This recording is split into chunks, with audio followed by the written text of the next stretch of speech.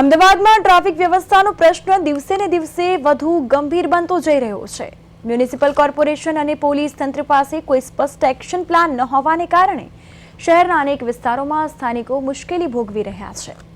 આ પરિસ્થિતિનું તાજું ઉદાહરણ ત્રાગડ વિસ્તારમાં સામે આવ્યું, જેમાં સાંસદ નરહરી અમીને બંધ કરાવેલા ડિવાઈડર કટને ખોલાવવા લોકો રસ્તે ઉતર્યા અને વૈષ્ણોદેવી સર્કલથી ઝુંડાલ સર્કલ સુધી કોઈ કટ ન હોવાને કારણે ત્રાગડ વિસ્તારના રહેવાસીઓ લાંબા સમયથી પરેશાન હતા। હોટેલ હિલ્લોક પાસે આવેલા કટ અંગે સ્થાનિકોએ અનેક વખત તંત્ર સમક્ષ રજૂઆત કરી હતી, પરંતુ કોઈ નિકાલ ન આવતા અંતે લોકોનો રોષ ફાટી નીકળ્યો। ત્રાગડ વિસ્તારના સ્થાનિકોએ રસ્તા પર મૂકેલા બેરિકેડ્સ હટાવી ઉગ્ર વિરોધ નોંધાવ્યો છે। આ વિરોધમાં અંદાજે 300 જેટલા લોકો જોડાયા હતા। વિરોધ દરમિયાન સ્થાનિકો અને પોલીસ વચ્ચે બોલાચાલી પણ થઈ હતી।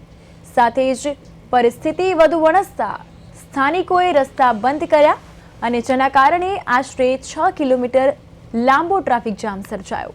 થોડા દિવસ પહેલા જ આ વિસ્તારમાં એક ગંભીર અકસ્માત થયો હતો, તો અહીં એટીએસમાં ફરજ બજાવતા એએસઆઈનું ઘટના સ્થળે મોત થયું હતું। જો સમયસર યોગ્ય નિર્ણય નહીં લેવાય તો આવનારા દિવસોમાં પરિસ્થિતિ વધુ ગંભીર બની શકે તેવી ચેતવણી પણ સ્થાનિકોએ આપી છે।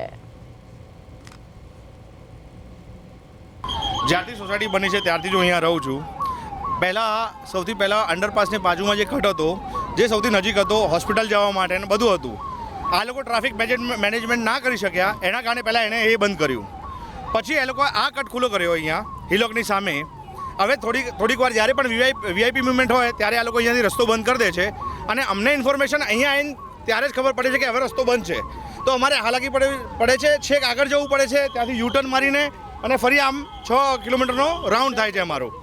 અંડરપાસ એક જ છે જે most of the time pack જ હોય છે, જ્યારે પણ તમે જાઓ ત્યારે પેક હોય છે। એમ્બ્યુલન્સને આવવું હોય, જ્યારે વીવીઆઈપી મુવમેન્ટ્સ આવવાની હોય ત્યારે તાત્કાલિક બધા રસ્તા બંધ કરી દે છે, ત્યારે પબ્લિક હેરાન થાય છે, ત્યારે લોકોને દેખાતું નથી અને રાજનેતાઓને દેખાતું નથી। પણ જ્યારે આજે પબ્લિક પોતાના પ્રશ્ન માટે જ્યારે રોડ ઉપર ઉતરી આવી છે, ત્યારે આજે પોલીસ અહીંયા સ્થળ ઉપર આવી ગઈ છે।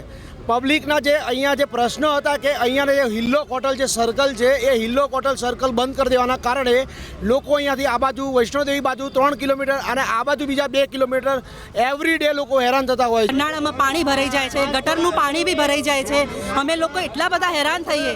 જેન્ટ્સ તો પસાર થઈ જાય, પણ અમે લેડીઝો છોકરાઓને સવારે અમારી જ જિમ્મેદારી જ હોય છે મૂકવા જવાની, તો અમારે મૂકવા જવાનું અમે બહુ જ હેરાન થઈએ છીએ। આ રસ્તો બંધ કરી નાખ્યો છે, એના લીધે અમે કેટલા પરેશાન થઈ ગયા છે। સવારે અમારા છોકરાને મોડું થઈ જાય સ્કૂલ જવામાં, અંદર લેતા નહીં સ્કૂલમાં, એ લોકોને અમે કંઈ થાકી ગયા છીએ, તો અમે શું કરીએ? અમને કંઈક કરી આપો, અમે બહુ પરેશાન છીએ।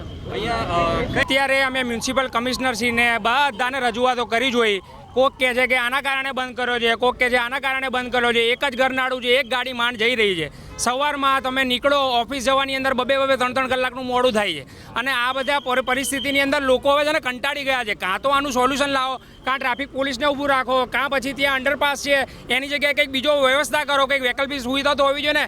5 કિલોમીટર જવાનું, 5 કિલોમીટર પાછું આવવાનું, આ તો કઈ રીતની અમે રહીએ, અમારું મન જાણે છે। અત્યારે અહીંયા પ્રોપર્ટીના ભાવ તમે વિચાર કરો કે પહેલાં 70, 80 લાખ રૂપિયા હતા। આ ટ્રાફિકની સમસ્યા જોઈ જોઈને અત્યારે 50 લાખમાં બી કોઈ પ્રોપર્ટી લેવા માટે આવતું નથી।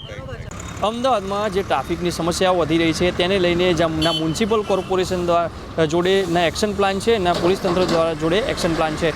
અત્યારે જે પાછળ આપણે જોઈ રહ્યા છીએ તે હિલ્લોક હોટલ છે ને, જે ત્રાગડ વિસ્તારમાં જે આ ઘણા સમયથી જે તકલીફ ચાલી રહી હતી ને, જે અહીંયા બેરિકેડો મારી દેવામાં આવ્યા હતા, તે બેરિકેડોને અત્યારે સ્થાનિકો જે રહેવાસીઓ હતા તેમના દ્વારા ઉગ્ર આંદોલન કરીને તેમને અત્યારે તોડી પાડવામાં આવ્યા છે। અત્યારે પોલીસ કાફલો પણ ઘટના સ્થળે આવ્યો છે અને મામલાને ઠંડો પાડ્યો હતો ને ત્યારબાદ રહીશોને સમજાવ્યા હતા, અને ત્યારબાદ રહીશો જે અહીંયા જે બેરિકેડો હતા અને જે ઇંગલો મારી દેવામાં આવી હતી તેને સંપૂર્ણ રીતે હટાવવાની માંગ કરી હતી, અને ત્યારબાદ પોલીસ અને સ્થાનિકો વચ્ચે ઉગ્ર બોલાચાલી પણ થઈ હતી, પરંતુ જે સ્થાનિકો હતા તેમના દ્વારા જે અહીંયા ઉગ્ર આંદોલન કરીને, ઉગ્ર વિરોધ કરીને અહીંયા જે ઇંગલો હતી ને જે બેરિકેડો હતા તેને હટાવી દેવામાં આવ્યા હતા, અને અત્યારે જે રહીશો છે તેમની ઘણી બધી એવી માંગો હતી, ઘણી બધી એવી તકલીફો પડતી હતી કે જેમ કે જોવામાં આવે તો છોકરાઓને સ્કૂલ સમયસર ન પહોંચવું, એમ્બ્યુલન્સને સમયસર હોસ્પિટલને સારવાર ન મળવી। હમણાં જ જે 2-3 દિવસ અગાઉ જે એટીએસના કર્મચારી હતા તેમનું પણ અહીંયા ડમ્પર ચાલકે જે એક્સિડન્ટ સર્જ્યો હતો ને તેમનું ઘટના સ્થળે જ મૃત્યુ થયું હતું,